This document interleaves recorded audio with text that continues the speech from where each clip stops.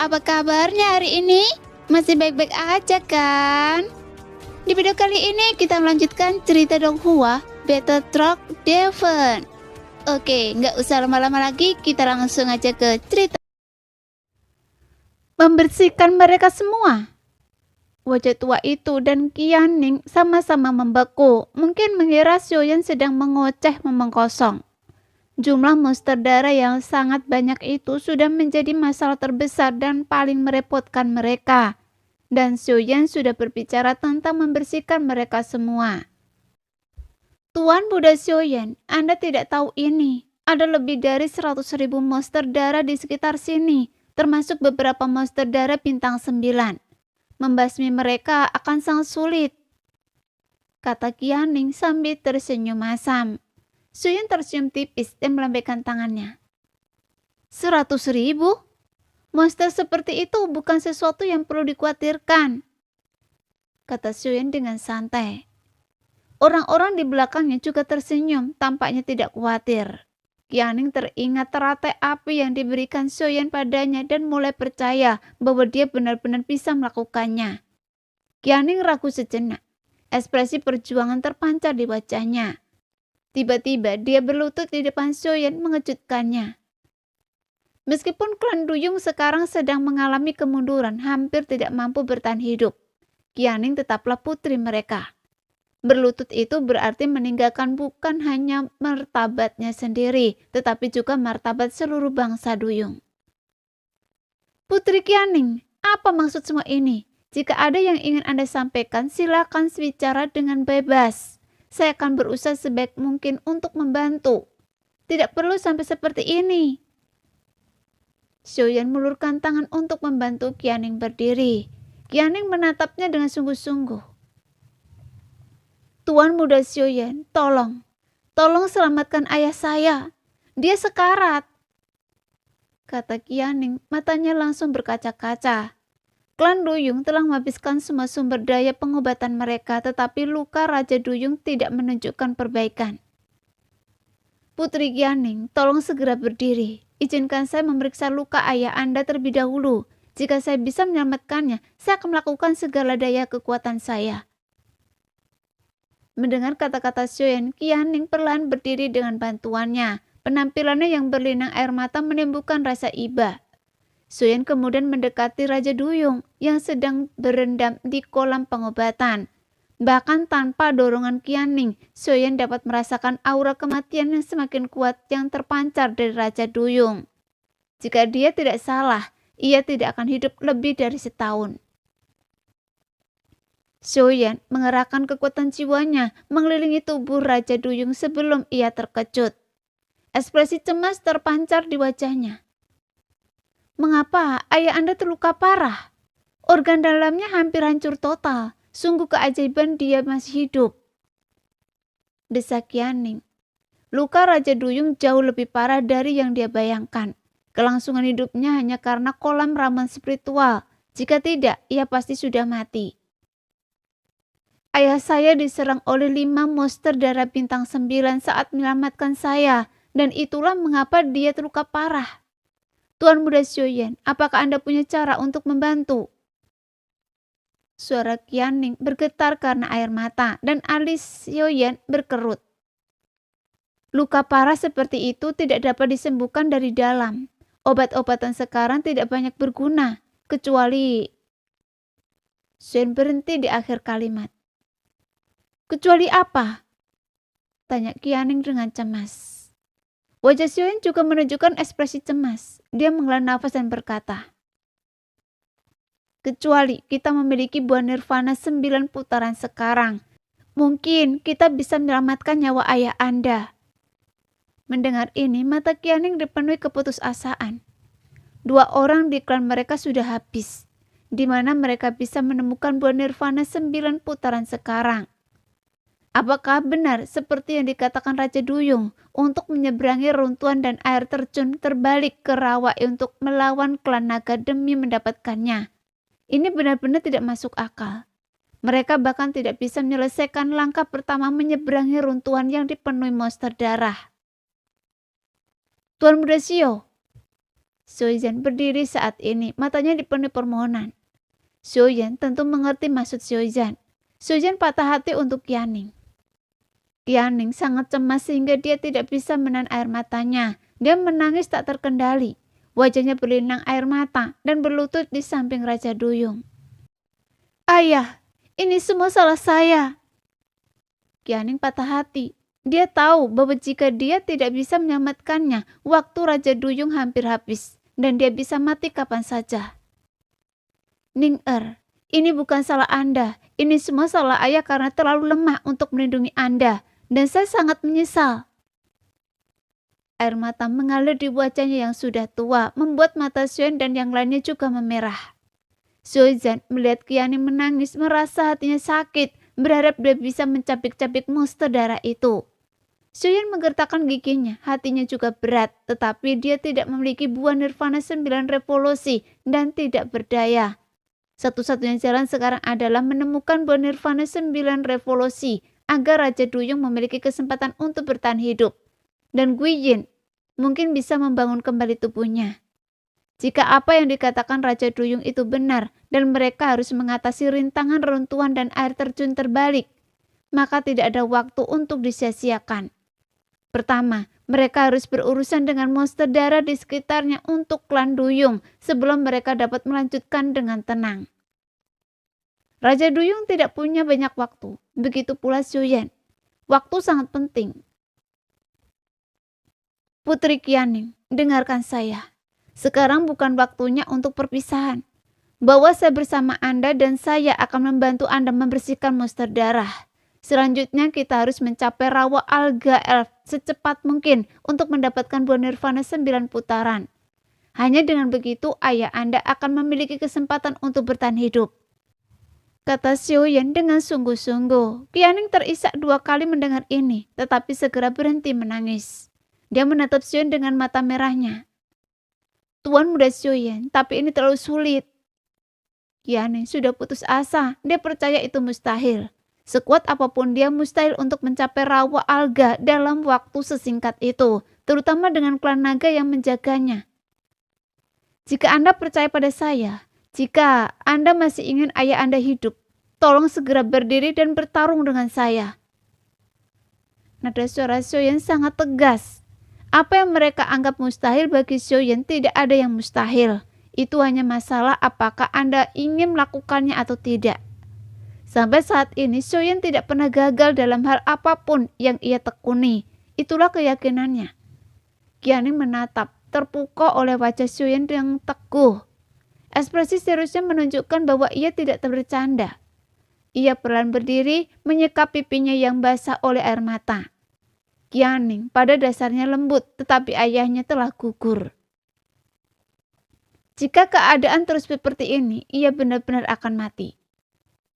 Kuatkan diri Anda, demi ayah Anda, demi seluruh ras manusia ikan. Anda harus kuat.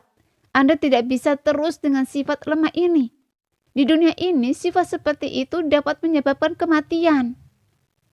Kata Xiaoyan dengan sungguh-sungguh. Sejak pertama kali ia melihat Qianning, gadis itu selalu menjaga jarak, malu-malu dan lemah. Jika ia memikul beban seluruh ras dengan sifat seperti itu akan menjadi bencana bagi mereka.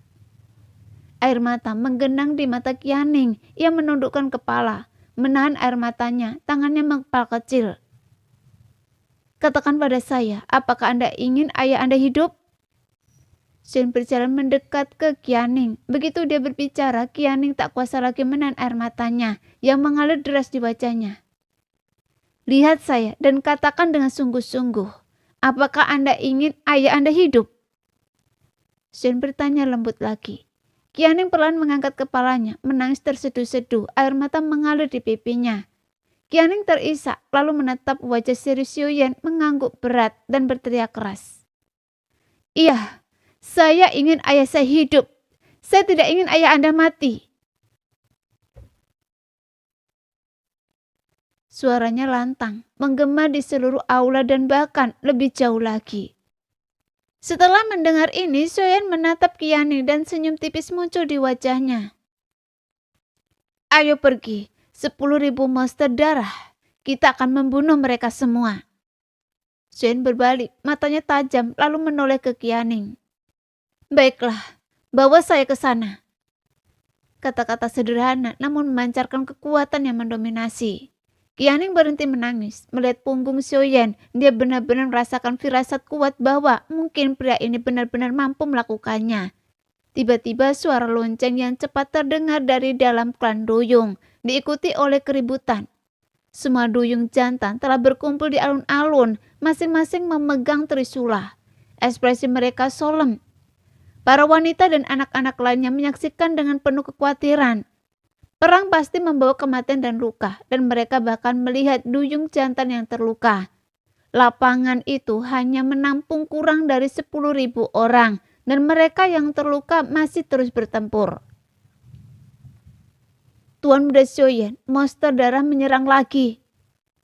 Qianing merutkan kening mendengar suara dentingan itu. Matanya masih merah. Xiaoyan mengangguk dan menyuruh Qianing memimpinnya langsung ke garis depan. Pada saat ini semua prajurit Duyung dimobilisasi. Ribuan muncul dari perisai pelindung mereka dan memasuki lautan emas. Kaki mereka seketika berubah menjadi ekor ikan yang panjang. Di hadapan mereka, lautan luas dan kacau yang dipenuhi sosok-sosok merah darah terbentang. Jauh melebihi jumlah total prajurit Duyung. Xiaoyan dan Qianing telah mencapai garis depan. Sebelum memasuki lautan, Xiaoyan menyalurkan sedikit energi spesial ke timnya untuk mengisolasi mereka dari air laut emas dan mencegah mereka terkikis. Trompet perang telah berbunyi. Semua Duyung jantan yang memegang trisula mengayunkan ekor mereka dengan cepat dan menyerbu ke arah monster darah yang tak terhitung jumlahnya. Tanpa rasa takut, tidak satu pun yang mundur bahkan di hadapan jumlah yang luar biasa. Mereka tahu mereka tidak bisa mundur. Di belakang mereka terbentang rumah mereka. Ada lebih dari 20.000 monster darah, kontras sekali dengan beberapa ribu manusia Duyung. Rata-rata setiap manusia Duyung harus melawan hampir 5 monster. Perbedaan seperti itu berarti bahwa bahkan dengan serangan sederhana dan tanpa henti dari monster-monster itu, mereka tidak dapat menahan gempuran tersebut. Sekarang giliran kita. Kita tidak boleh membiarkan satu pun lolos. Beberapa monster darah ini mengandung kristal darah, kaya akan energi yang dapat membantu kultivasi. Semuanya, cobalah untuk mengumpulkannya. Xiaoyan menoleh ke kelompok itu dan berkata, monster darah ini yang tampaknya memiliki 8 bintang sebenarnya lebih lemah daripada Dodi bintang 7 biasa. Aura bintang 8 mereka hanyalah ilusi.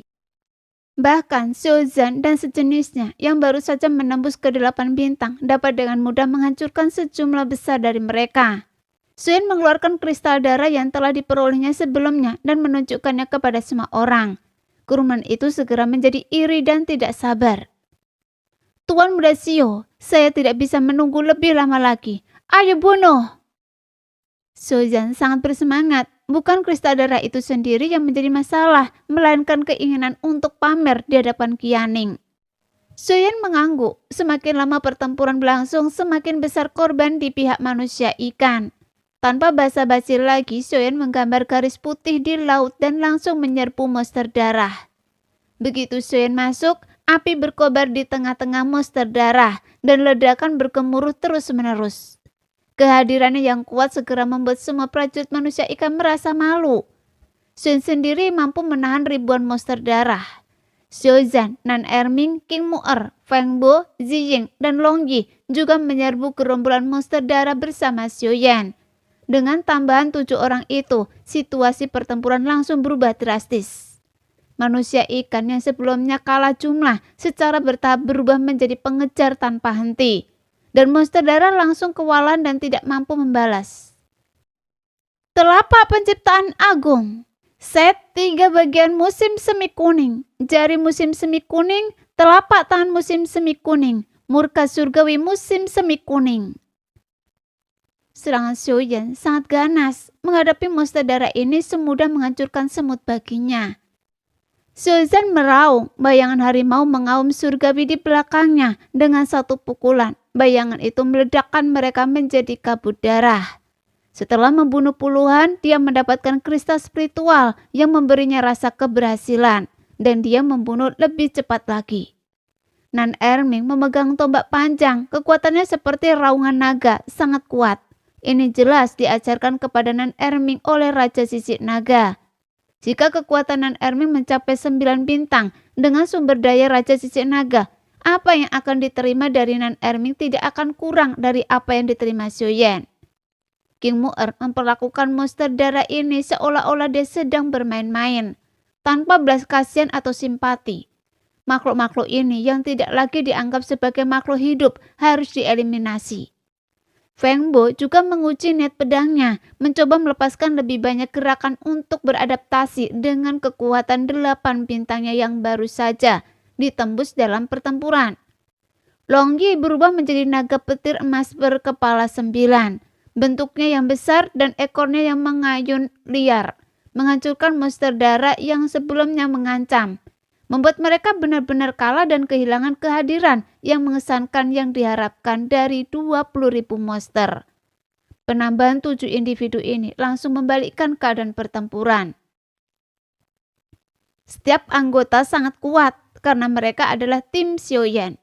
Bahkan dalam pertempuran, mereka mencerminkan gaya Xiaoyan yang sangat ganas. Dengan banyak teknik. Kecuali Xiaoyan, yang lain baru berada di tahap awal bintang 8. Namun kekuatan tempur gabungan mereka dan kerjasama tim yang sederhana menghasilkan serangan yang sangat efisien. Dan perjalanan melalui Samudra Emas benar-benar dimulai dengan pertempuran ini. Di medan perang tempat tim Xian berada, monster darah berterbangan kemana-mana, sangat mendominasi, memperlihatkan taring dan cakar mereka, mengamuk liar di tengah gerombolan monster. Hal ini memungkinkan Xian dan rekan-rekannya untuk bertarung dengan semangat yang luar biasa. Anggota tim Xiaoyan yang baru saja menembus level berikutnya juga menjadi lebih mahir dalam gaya bertarung mereka saat ini, dalam pertempuran ini. Secara bertahap menstabilkan kekuatan mereka yang berfluktuasi dan meningkatkan kekuatan tempur mereka di setiap pertempuran. Ini, saya belum pernah melihat kekuatan tempur sekuat ini sebelumnya.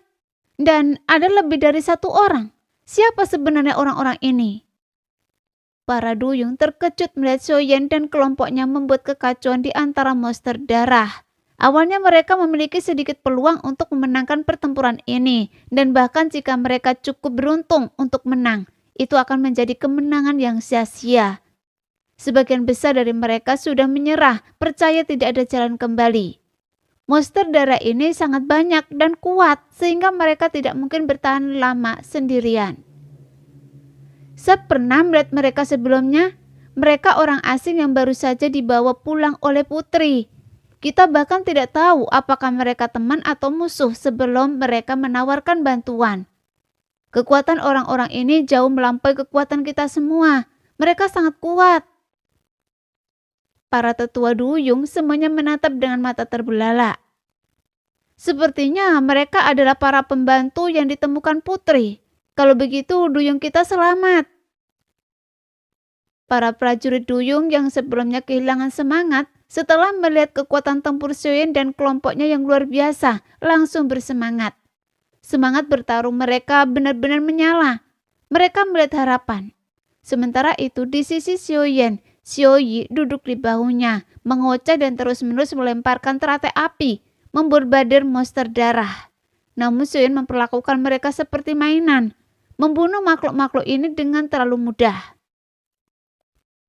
Beberapa teknik bertarung tingkat suci sudah cukup untuk memusnahkan lebih dari 1.000. Jika Xiaoyan mau, dia bisa memusnahkan setidaknya setengah dari 20.000 monster darah dalam satu gerakan. Namun Xiaoyan tidak melakukan itu. Sebaliknya, dia mengamati dari balik bayangan, memiliki rencana sendiri. Monster darah ini tampaknya seperti kawanan lalat tanpa kepala, bertarung tanpa aturan. Tapi pasti ada sesuatu yang mengendalikan mereka di balik layar. Mobilisasi skala besar dengan tujuan yang jelas menunjukkan bahwa ada sesuatu yang luar biasa di baliknya.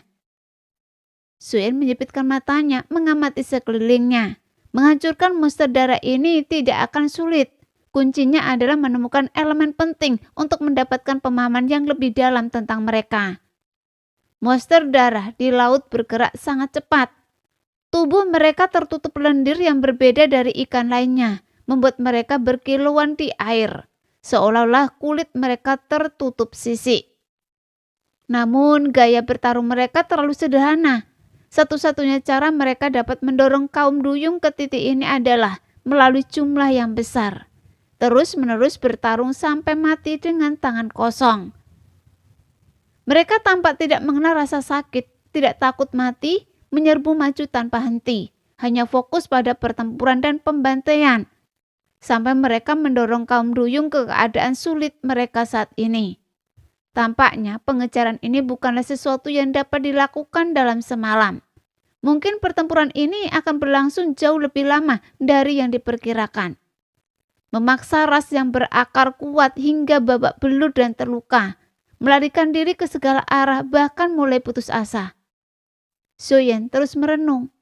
Monster jiwa raja pemakan jiwa dan monster darah di lautan emas sepertinya ada tangan besar tak terlihat yang mengendalikan semuanya di balik layar. Mungkinkah itu alam dewa darah? Soyen menggelengkan kepalanya. Jika itu benar-benar alam dewa darah, mungkin tidak akan sederhana itu. Dan monster darah ini tidak mungkin selemah ini. Mungkinkah ini terkait dengan peristiwa dahsyat tahun itu? Setelah para ahli dosian dari alam dewa darah membantai benua Dodi, sejumlah besar makhluk seperti raja pemakan jiwa tertinggal. Dan makhluk-makhluk ini, monster darah ini, mengubah orang-orang di benua Dodi menjadi monster darah ini.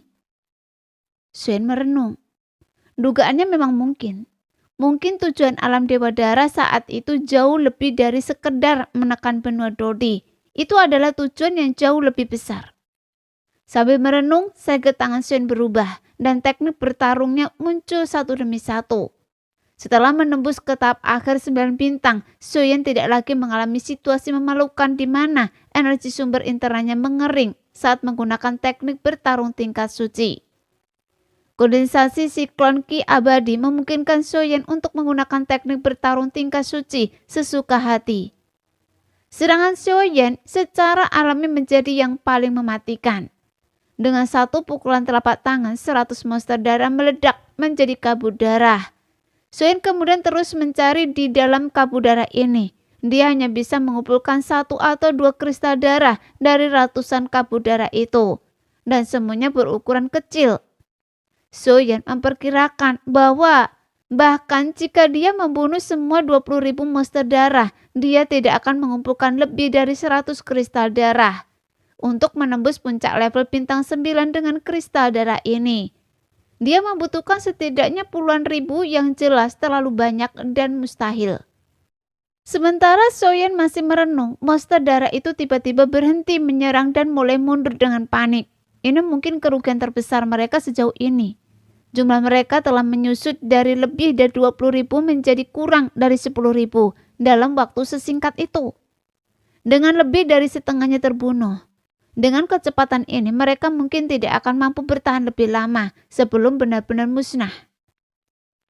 Tuan Muda Shio, haruskah kita tetap mengejar mereka?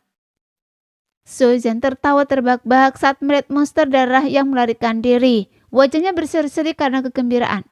Matanya terus melirik Qianning di belakangnya. Pria selalu ingin menunjukkan sisi terkuat mereka kepada wanita. Tunggu sebentar. Soyen menyipitkan matanya, berdiri diam dan mengamati monster darah itu mundur dari kejauhan, seolah tidak berniat mengejar. Tuan Muda Shio, kita bisa dengan mudah memusnahkan mereka semua dalam satu serangan. Mengapa tidak mengejar? Soyen agak cemas. Menyaksikan monster darah itu melarikan diri bukanlah keputusan yang bijak. Bukan hanya Soyen, tetapi Nan Erming dan yang lainnya juga percaya bahwa mereka harus melanjutkan pengejaran dan membunuh 10.000 sisanya. Bahkan mungkin mengikuti jejak mereka untuk menghancurkan sarang mereka dan menghilangkan masalah di masa depan. Mata gelap Soyen berkilat tajam, senyum tipis teruk di bibirnya saat ia mengamati gerombolan monster darah yang melarikan diri. Saya tidak berniat membiarkan mereka pergi, tetapi saya tidak hanya akan menghancurkan mereka. Putri Qianning, Anda harus membawa kembali para prajurit ini. Serahkan sisanya kepada kami. Soyen menoleh ke Qianning berkata dengan serius. Qianning terkejut sejenak, lalu langsung mengerti maksud Xiaoyan. Dia akan menghancurkan sarang mereka. Tuan muda Xiaoyan, monster darah ini hanya berkekuatan bintang 8, tetapi ada monster darah berkekuatan bintang 9 di tempat berkumpul mereka. Dan kita bahkan tidak tahu jumlah pastinya. Pergi ke sana dengan gegabah seperti ini mungkin tidak bijaksana. Bagaimana kalau kita kembali dan membahas ini lebih lanjut dan menyelidiki situasinya terlebih dahulu sebelum mengambil tindakan apapun? Kata Qianning setelah berpikir sejenak. Xiaoyan merutkan kening. Jika dia punya cukup waktu, dia pasti akan bertindak seperti itu. Tetapi sekarang dia tidak punya banyak waktu lagi. Selain itu, Xiaoyan tidak takut. Selama tidak ada makhluk kuat dosian, dia tidak akan takut, bahkan pada puluhan monster bintang 9. Apalagi beberapa. Tidak ada waktu lagi, jangan khawatir, saya yakin bisa melakukan ini, kata Xiaoyan dengan serius. Qianning tidak tahu harus berkata apa dan hanya bisa mengangguk. Kalau begitu, hati-hati, Tuan Muda Xiaoyan. Qianning membungkuk, hormat. Xiaoyan mengangguk dan segera menoleh ke arah Xiaozan dan yang lainnya. Karena kalian masih belum puas, maka hari ini saya akan membiarkan kalian puas membantai mereka. Ikuti saya dan serang. Xiaoyan melambaikan tangannya. Ternyata selama pertempuran, Xiaoyan sengaja menempatkan tanda jiwa pada beberapa monster darah. Kemanapun mereka melarikan diri, Xiaoyan dapat merasakan keberadaan mereka dan mengikuti mereka untuk menemukan sarang mereka. 20.000 monster darah ini semuanya berada di level bintang 8. Ini jelas bukan yang diinginkan Xiaoyan. Meskipun jumlah mereka tampak sangat besar dan menakjubkan. Dengan api surgawi dan berbagai teknik bertarung tanpa batasnya, kekuatan mereka sangat besar dan jangkauan mereka luas. Akan mudah bagi Xiaoyan untuk menghancurkan 20.000 monster darah ini menjadi debu. Tetapi tujuan Xiaoyan bukan hanya untuk memusnahkan mereka. Dia menginginkan lebih. Dia ingin melenyapkan semua monster darah yang bersemayam di sekitar klan Duyung. Selain itu, Xiaoyan ingin melihat seberapa kuat monster darah itu dan apakah dia mampu menghadapinya dengan kekuatan saat ini. Xiaoyan menyuruh Qianning memimpin para prajurit Duyung kembali ke klan mereka. Sebagian besar Duyung terluka dan Xiaoyan tidak bermaksud membiarkan mereka terus bertarung. Kekuatan mereka saat ini sudah cukup dan tidak perlu menambah jumlah yang terluka. Di bawah pengawasan Qianning dan Duyung lainnya, Xiaoyan berbalik dan memanggil semua orang. Mereka semua mengangguk dan terbang menuju monster darah. Berkat ki asal kaisar, mereka memancarkan cahaya redup. Bergerak cukup cepat melalui air laut, meninggalkan jejak gelembung putih yang panjang di belakang mereka. Begitu mereka meninggalkan wilayah Duyung, cahaya dari kristal menghilang dan air gelap kembali. Menjerumuskan area tersebut kembali ke dalam kegelapan total. Lingkungan sekitarnya sama sekali tidak terlihat oleh mata telanjang. Kedalaman airnya ribuan, bahkan puluhan ribu meter, sehingga cahaya tidak mungkin menembus. Selain itu, pada kedalaman seperti itu, plankton dan tumbuhan sangat langka. Tidak jelas apakah ini disebabkan oleh monster darah, tetapi air laut ribuan meter di bawahnya sangat dingin. Dan lingkungan yang kosong dan gelap memberikan suasana misterius dan kekejaman pada daerah tersebut. Xiaoyan tidak menggunakan apinya untuk menerangi sekitarnya, karena dalam kegelapan ini, bahkan secercah cahaya pun akan menjadi titik yang paling menyilaukan. Dia terlalu asing dengan laut ini dan tidak tahu apa yang mungkin tersembunyi di dalamnya. Xiaoyan tidak berani ceroboh, bagaimanapun kehati-hatian selalu bijaksana. Samudra emas yang tak terbatas, dalam kegelapannya yang tak terduga, arus yang tampak tenang sebenarnya sangat bergejolak. Arus bawah yang tak terlihat ada oleh mata telanjang. Jika kekuatan seseorang tidak mencukupi, tersapu ke dalam arus bawah ini kemungkinan akan membutuhkan upaya yang cukup besar untuk melarikan diri. Di selat dan jurang, bayangan gelap yang tak terhitung jumlahnya dapat dirasakan menggeliat. Jika diterangi, bayangan-bayangan ini akan terungkap sebagai monster darah. Namun jumlah monster darah di selat itu sangat mengejutkan, berjumlah ratusan ribu, atau bahkan lebih. Dalam kegelapan pekat, segerombolan monster darah muncul. Saat 10.000 monster darah itu kembali, salah satunya tiba-tiba membuka matanya. Mata merahnya memancarkan cahaya merah darah dalam kegelapan, dan gerombolan monster darah itu segera berhenti dan menjadi sangat hening. Raungan buas menggema di sekitar, membungkam 100.000 monster darah yang tampak ketakutan. Suemo, sepertinya seseorang telah mengganggu dan merusak rencana kita. Haruskah kita mundur? Di antara 100.000 monster darah, 3 di antaranya memiliki mata merah darah. Penampilan mereka berbeda dari monster di sekitarnya, dan mereka dapat berbicara. Ya, Suemo, haruskah kita mundur? Jika orang-orang itu mengejar kita, kita mungkin tidak akan mampu melawan. 2 monster darah menatap yang bernama Kayu Darah, seolah menganggapnya sebagai pemimpin mereka. Suezhen, Suelin, kalian berdua tidak perlu khawatir. Kita memiliki pasukan 100.000. Apa yang perlu ditakutkan? Tidak ada yang bisa menandingi kita. Jangan panik. Kayu Darah berkata perlahan melirik 2 monster darah lainnya. Lagi pula, lokasi kita sangat bagus. Dengan arus bawah yang deras di atas, bahkan para duyung itu pun harus mengerahkan upaya besar untuk menyeberang. Jika ada yang berada di arus bawah, kita bisa melihat mereka terlebih dahulu, bersiap untuk membunuh mereka dalam satu serangan. Kata Suemu lagi. Setelah selesai berbicara, Suezhen dan Sueling mengangguk, seolah setuju dengan pernyataan Suemo. Kali ini kita menderita 10.000 korban. Apakah ada duyung yang memiliki kekuatan seperti itu? Mata Suezhen menyipit, menunjukkan pikiran yang dalam. Suemu dan Sueling juga merutkan kening. Raja Duyung terluka parah dan yang lainnya juga terluka. Mungkinkah itu sesuatu lain duyung yang dapat menyebabkan korban jiwa yang begitu besar? Mungkinkah itu naga? Sueling menimpali setelah Suezhen. Ekspresi ketakutan muncul di wajah para naga. Mustahil, klan naga memiliki perjanjian dengan raja kita bahwa kedua ras tidak akan saling menyerang. Itu tidak mungkin klan naga. Bahkan jika itu adalah klan naga, apakah menurut Anda sisanya bisa kembali? Kata Suemu dengan sungguh-sungguh. Suezhen dan Sueling mengangguk setelah mempertimbangkan dengan seksama, tetapi kemudian mereka kembali terkejut. Lalu, mungkinkah itu makhluk luar yang kuat? Suezhen dan Sueling berseru serempak. Wajah mereka menunjukkan ketakutan. Mereka tahu betul bahwa lautan ini tidak sederhana. Jika seseorang dapat masuk ke lautan tanpa terluka dan bahkan mencapai dasar laut, kekuatan mereka tidak boleh diremehkan. Mampu menahan korosi air laut emas sudah luar biasa. Suemu juga terdiam. Ketiganya termenung. Karena apa yang dikatakan Suezhen dan Sueling memang masuk akal. Tubuh mereka kebal terhadap korosi air laut. Bahkan makhluk luar yang kuat itu membutuhkan kekuatan dewa tempur untuk dapat memasuki laut dengan bebas. Jika demikian, maka bahkan jika 100.000 monster darah menyerang bersama-sama, dewa tempur tidak akan menjadi ancaman sama sekali. Jika benar-benar ada kultivator kuat di tingkat Dosian, mungkin hanya raja yang dapat mengalahkannya. Kita hanya akan membuang nyawa kita.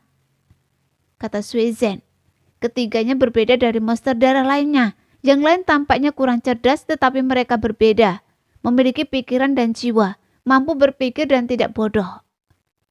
Mungkin kita harus mundur. Kata Sueling ragu-ragu, tidak ingin mati seperti ini. Mundur? Bahkan jika kita mundur, misi yang diberikan raja kepada kita belum selesai.